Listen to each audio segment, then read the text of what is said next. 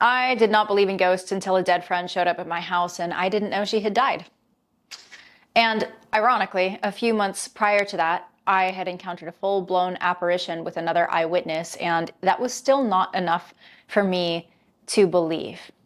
I will tell you both of those stories, but first I want to share why I'm sharing those stories, because I've got 3 reasons for putting this out there on the interwebs. First is that I hope that sharing stories like this brings reassurance, relief, maybe even hope to people who are struggling with grief or anxiety or fear around death. 2, I often put my supernatural experiences out there. Like, I share all of my anecdotes in a very public way. And the reason for that is that I think that these are actually far more common than we realize, but no one wants to be the crazy one. And I score so low in agreeableness that I clinically don't give a fuck if people think I'm crazy. And what I do here is I show up and I tell the truth, and it is in hopes that it will inspire other people to, if not share their story, at least be receptive or open to any experiences they may have had that fall outside the framework of reality we have all been handed. And third, being open and receptive to the possibility that life is more than we imagined or expected is good. But we also need to be discerning and not simply believe everything. And it is this fine balance that I have had to spend a lot of time figuring out how to navigate correctly. And this has been on my mind a lot lately, because on my TikTok and on my YouTube, I've been getting a lot of comments about like, well, how do you know this is real? And sometimes it's like, well, how do you know it's real? And people are like pushing back against it, which I respect. And I'm always open to the critique. And on the other hand, oftentimes it's people who are like, how do you know it's real? Because they have had those experiences too, or something comparable, and are trying to make sense of them. Now, if you look back at my channel from the years 2020 to 2022, all I was talking about is how supernatural experiences or psychic phenomena or phenomena not previously understood are being studied in laboratories, how we can use empirical evidence to understand these things. And it's very helpful for getting the rational mind on board. But the truth of the matter is that the rational mind is not the only way of knowing things. The rational mind needs to be analytical. It likes to categorize. It needs empirical evidence. But there are faculties outside the rational mind that allow us to know. Call it intuition, call it gnosis, but it typically happens through direct experience. And I wanted to use my stories today as an example of this. So let's start from the top. The first time I ever experienced a ghost is when I didn't believe in them. I was sort of informally apprenticed to, she called herself a medicine woman, and she was not the plant medicine psychedelic kind. This was before I had ever dipped my toes even a little bit into that world. She had been adopted into the Lakota Sioux. She had volunteered with the Kogi. She led this initiative to help them get a lot of their native land back in Colombia. So she was like the real deal. And I kind of shadowed her for a couple of years, learning. Sometimes I would go on her retreats with her, and she held this first retreat I went with her on, at Mount Shasta, which is a beautiful, pristine place. They call it the sister city of Sedona. And it's similar to Sedona in the sense that, like, it's just, the land is special. Like, you can feel its sacredness. That's the hippie in me talking. That's not empirical. Okay, that's just like, it's how it makes me feel. But it is less touristy than Sedona. So needless to say, at the least, it's a gorgeous, gorgeous place. So we go on this retreat, and it's very like new age hippie. And I am, certainly I was more skeptical of that stuff then than I am today. Still skeptical, a little more receptive to it. And the first day we went there, it was beautiful. We just spent time in nature. The second day, we go with this tour guide who's like, I think she's a little bit of a loon. She's talking about like muscle testing and twin flames, and she takes us to some shamanic journey where we sit under the mountain, and she tells us that there's little Lemurian people, little interterrestrials that are like under the mountain and have these magic crystals, and like just the whole thing. I'm sitting there like trying not to roll my eyes, thinking the whole thing was ridiculous. And we go back to the hotel. And I am rooming with Mally, the medicine woman, and we talk when we get back to the hotel, and we talk for hours. And I'm like, I don't know if I believe in this stuff. Like, it's interesting, but like what happened today, like I thought it was kind of goofy, to be honest. And I'm not saying that it's not real, but like, how do you know? And I would like to know what is real. And if this stuff is real, I can't imagine anything being more important. And so I'm conflicted because on one hand, I've had experiences that I can't explain. On the other hand, I don't know how deep that rabbit hole goes. And I just often find myself doubting my own lived experience. And I wish I knew for sure. I wish I knew for sure that this stuff, meaning psychic, supernatural, whatever, was real. And I think those words were my initiation into that world, because we talk for a few hours. It's like 2 o'clock in the morning when we finally lay down for sleep, and we get to that cuspy area between waking and sleeping.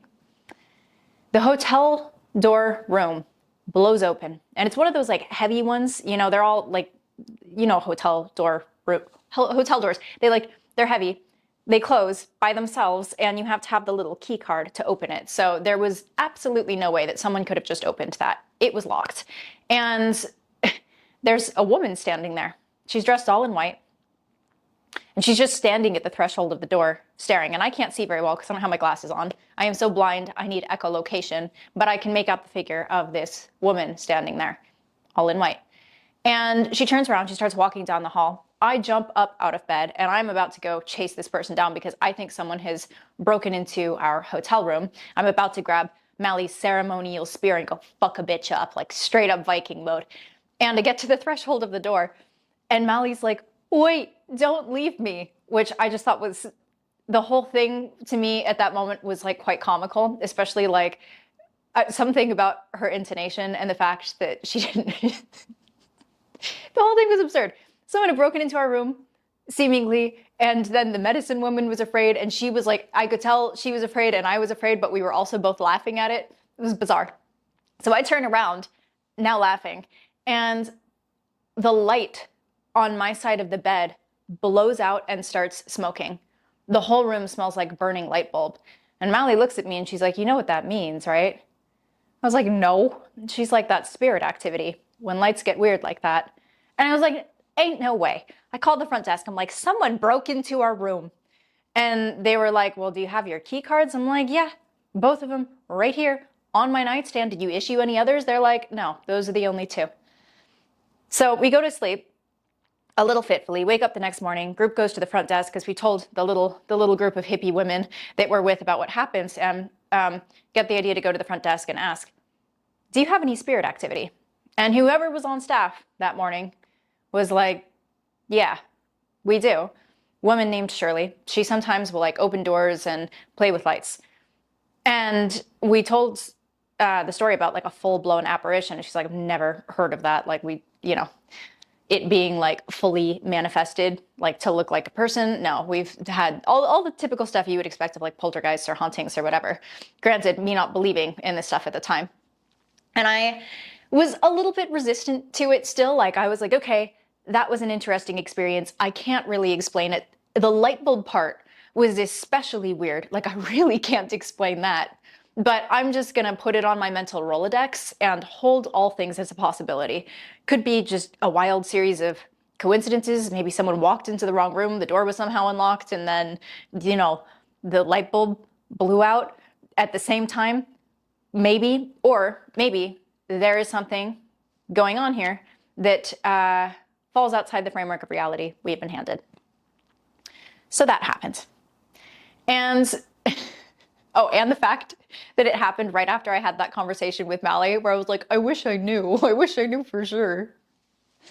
So a few months later, I'm working late, I'm working from home, and I walk from my back room into my front room, and I had one of those like big ceiling lights in the middle, and it starts to flicker. And I feel like someone is in the room with me, and I'm like, who's there? The light goes out, and I crumple to the ground.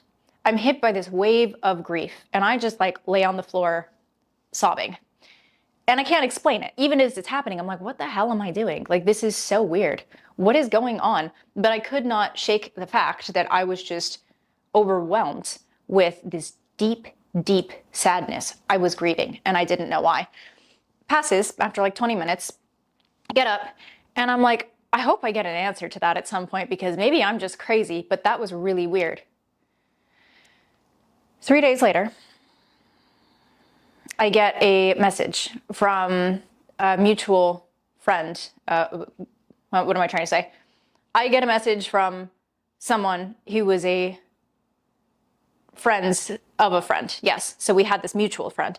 And she told me, she's like, hey, I don't know if you know, but Kate, that was her name, Kate died, and today is her funeral. And I was like, did Kate come to visit me? And of course, like, you feel grief when a friend, and we'd been very good friends in high school, and I tried to keep in touch with her. She had fallen into hard drugs. When I looked her up online, there were arrest records. It looks like she was in and out of jail. It looked like she was having a really hard time. And I tried for years to get in touch with her, and I never could. She's kind of like fallen off the grid. And so it was the first I'd heard about Kate in years. And I was like, I wonder if she came to visit me. Still wasn't enough to make me believe. The proverbial straw was the following weekend. I was driving somewhere, and the song Gooey by the Glass Animals comes on the radio. Now, that song was released, I think, a year after we graduated high school, so I have no idea if Kate listened to the Glass Animals. I remember she liked Brooke Candy and Grimes, which is like a far cry from the Glass Animals, okay? Like, those are very different artists. And I have no idea if she listened to them. But I hear the song come on the radio, and again, I am hit by this wave of grief, and it feels like Kate. Can't explain it. It feels like Kate. So I pull over, I cry, get it out of my system, continue on my way. A few days later, someone posts an Instagram story of Kate, and she is dancing through her room. It's this beautiful, soft focus lens. There's fairy lights in the background, and she is singing and dancing to Gooey by the Glass Animals. Man, every time I tell that story, I still get chills. And it was at that point, I'd already had to relinquish other bits of my worldview, right? If you've been on the channel before, I've shared a little bit about precognitive dreams, my experiences with that, and then finding out that it's studied in laboratories. I'll link some videos on whatever side in case you're interested. But every time, it has been a little bit difficult for me to relinquish the materialist paradigm, this idea that the only world that exists is what our five senses can perceive. And this was certainly no exception. And it's weird, too, because, like, it's a beautiful shift in worldview to realize that some part of us is eternal. But it scared me at the time, or it made me uneasy. I was very skeptical. And yet I'd had these experiences that it is more illogical to deny the experience than to consider the possibility that something else exists outside of the paradigm that I currently would allow for. I think you know what I'm saying. So that's when I started to go down a rabbit hole on life after death. And if you look back on my channel, you'll see a few videos about how mediumship has been studied in labs. You'll see some stuff on past life recall. And, you know, I looked for empirical evidence. And I think that this is really actually quite important, because part of the reason I've maintained my skepticism throughout these experiences and really tested and made sure that I'm not just a freaking loony is because I lived in Sedona for 3 years, and I would see people who seemed to have some kind of unusual or supernatural experience, and they would crash out, they would spin out, in the sense that they just ended up in, like, spiritual psychosis, like they were living in la la land and could not distinguish what was real from what wasn't. And that to me is terrifying. And so, because I did not want to end up like that, and perhaps because I have a stellium in Capricorn, I'm just a very grounded human being, I've always taken a very measured approach to all this. So with life after death, I explored it from a few different angles, the ways that I usually kind of do. One is I look for similarities between traditions. And so you'll find a lot of, in my research, comparative religion, spirituality, mythology, philosophy, and this fundamental principle that I subscribe to, which is that where there is overlap, there is truth. So I was looking at, those kinds of things. And I found that there were a lot of similarities between cultures, not just regarding life after death and like a heaven or a place that we go afterwards, but actually this space in between lifetimes. Call it limbo, call it bardo, call it whatever. But what was really compelling to me, and what is usually more compelling to the rational mind, is the empirical evidence for these things. Some of it was more compelling than others. So the three things that I looked into were past life regression, past life recall, and near-death experience. Now, past life regression I found the least convincing, and what that is essentially putting people into a state of hypnosis and getting them to regress to the space in between lifetimes. Now, what's interesting is that this has been done by a few different people. Michael Newton, I think the other was like Dolores Cannon or something, so it's kind of hippie.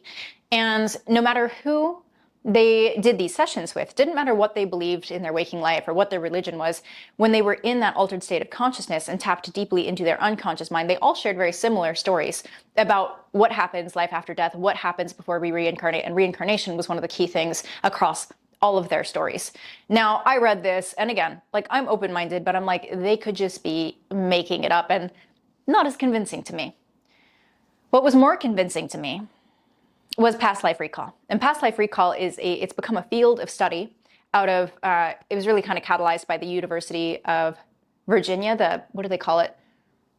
DOPS, Department of Perceptual Studies at University of Virginia. And what this is that a researcher noticed that there were all these children who would tell stories of who they were in past lives. And it happens usually before 7. This is hippie speak, not empirical, but usually from birth to age 7, the veil is much thinner for children. And that's probably because our personality starts to set in around 7 and 8, and we become more indoctrinated and conditioned into mainstream worldviews. So this field of study is essentially taking these stories that children tell, which are sometimes very specific, like they'll be able to give their name, what village they lived in, the names of their family members, what those family members did for work. Sometimes they'll say how they died, who killed them. And what's happened is that the field researchers will go out, and some are seeking to disprove, some are seeking to verify, but are these accounts real? And they actually go out into the world and they try to find that village or that family. Sometimes the children are reconnected with the family and they know things about the family they have no way of knowing. So it would seem that yes, they were the grandfather that died 5 years ago. And there was one case in particular that I found very compelling about James Leninger. If there's a video about that on my channel, but it was something that it was a little bit ironic because he was born into a strongly evangelical family, and their testimony of how they uncovered his story is so wild. And part of the reason I find it compelling is that parts of it were aired on television before they had the full story. So there's an actual verifiable track record that we can go look to see that these people weren't making that stuff up. So James Leninger, worth looking into. Now, the last and final thing that I looked into was near-death experience. And what was interesting about near-death experience is that the space they describe, the place that we go when we come out of our bodies, was very similar to what was being described by people who had had past life regression and were describing those spaces, and children, the children who had past life recall and recalled not just their previous lives, but what happened after they died and where they went.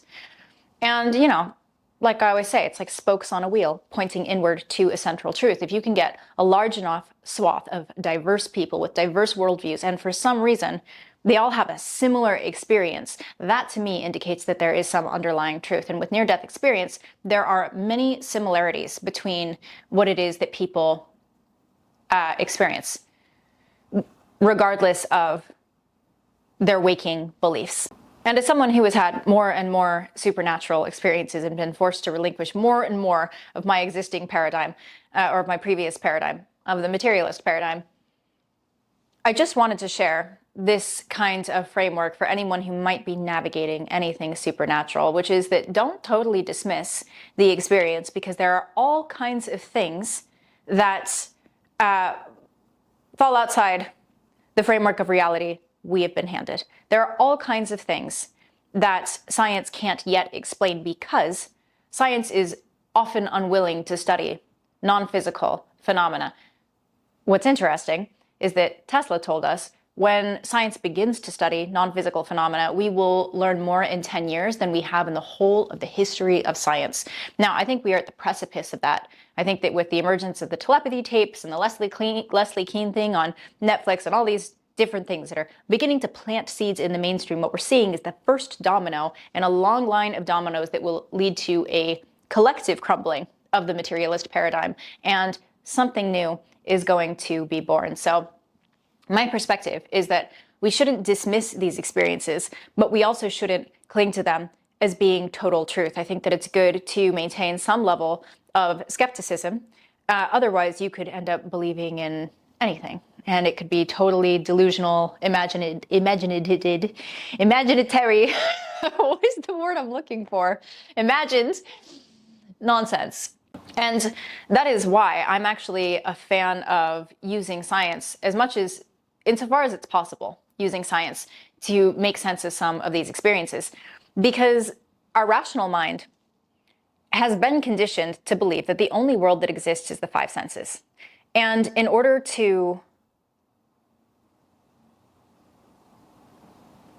I think in order to navigate the world more effectively, a truth seeker has to bring into balance their rational mind with this other aspect of human beings. You can call it intuition, you can call it the Holy Spirit, you can call it the soul, whatever.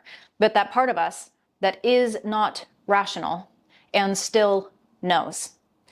I think it's important to bring these into balance, but it's a very difficult thing to do because the rational mind does not necessarily believe that this thing over here exists.